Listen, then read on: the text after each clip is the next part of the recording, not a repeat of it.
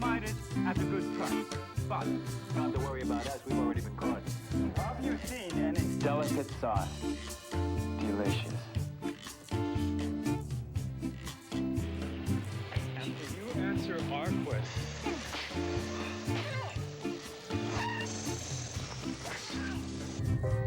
Golden Valley, the only microwave. Do you know? Confucius say nuggets of wisdom are never as tasty as these. There was a casting call put out, and they were looking for 2 actors who were good at comedy, especially sort of improvising to make a scene funnier. That has happened a couple of times in my career because I was kind of known to be able to do comedy, and not everybody does comedy. But anyway, this was for a commercial for gasoline, you know, like gasoline stations all over the country or whatever, this one brand.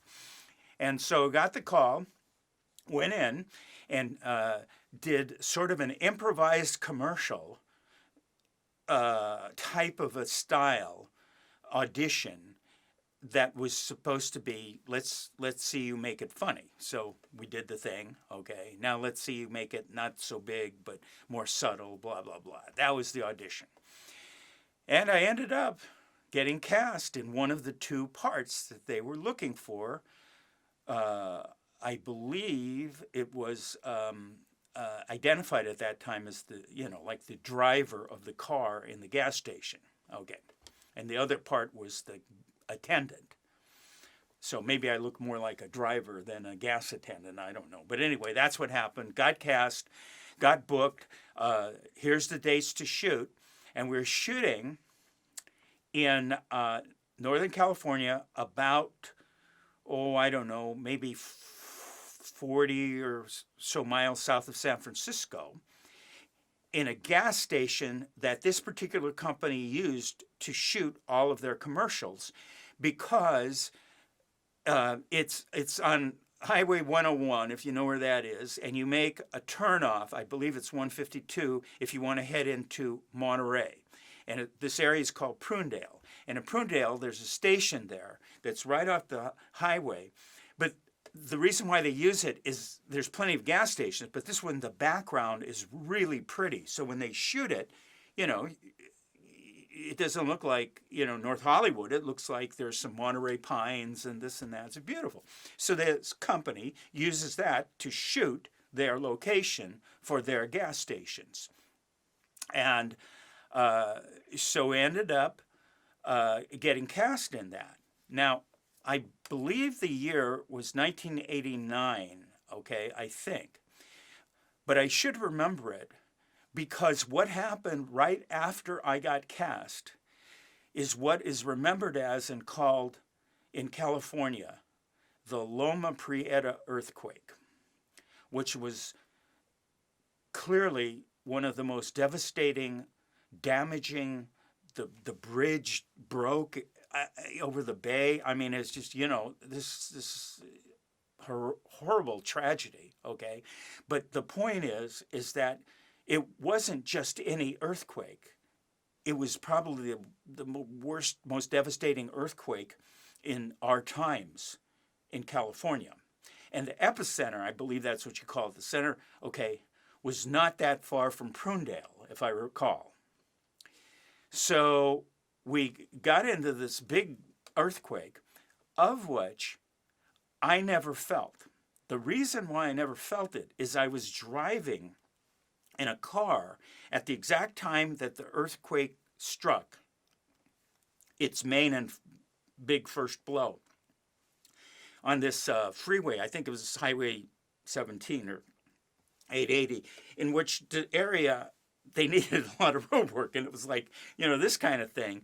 And I just happened to be driving over this particular area at the exact moment the earthquake hit. So I can honestly say to you, I didn't even know the earthquake hit.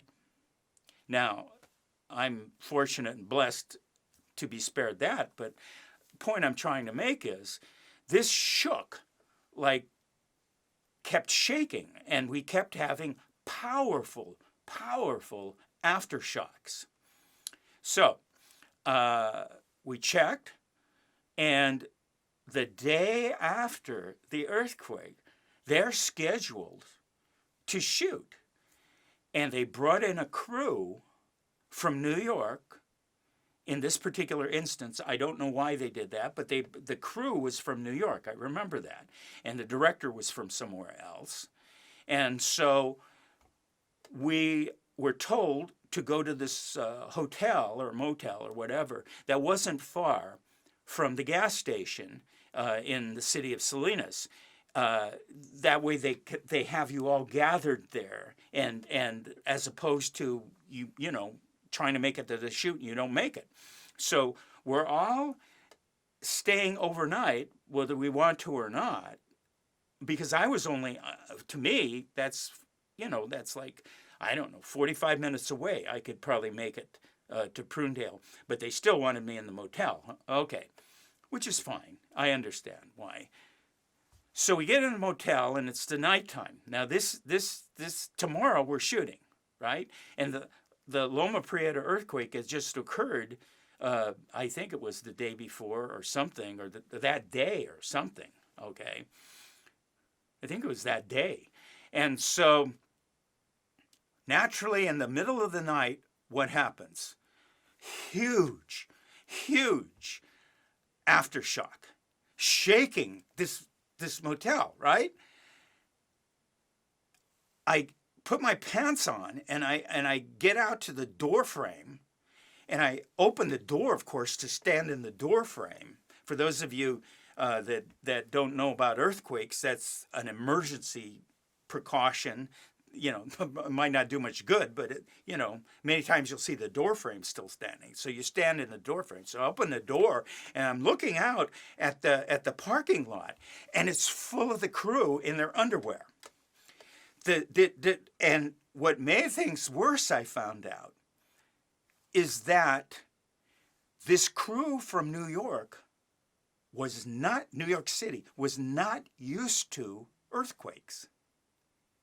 A cab driver in New York one time told me, when we were talking about earthquakes, he said he studied a lot of it, and he said New York City is on a bed of slate or some kind of, I don't know. But anyway, and on the entire time I was in New York City, there was no earthquake. So these guys and women had no idea what this was, okay? All they knew was get out of the building as a natural instinct. And they're out in the parking lot in their underwear, and we're going like this, right? Are we going to shoot tomorrow? In a gas station? At a gas station?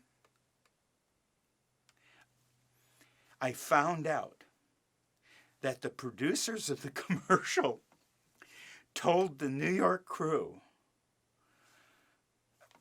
no problem. This is the way it always is in California. Yeah? Really? Yeah. You've heard of earthquakes in California. Yeah, sure. Well, it's like this all the time. Oh. Okay. They told the crew that it's like the Loma Prieta earthquake is like this all the time in California, so that there wasn't a mutiny and they didn't get back on the plane and fly back to New York City. So we made it through the rest of the night without another huge aftershock.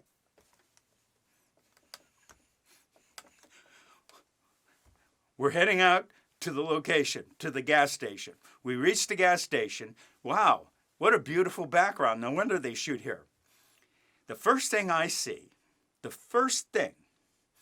when you shoot a movie, or if you've ever seen like a shoot somewhere, like maybe they shot near, you, and you look, oh, they're shooting a movie.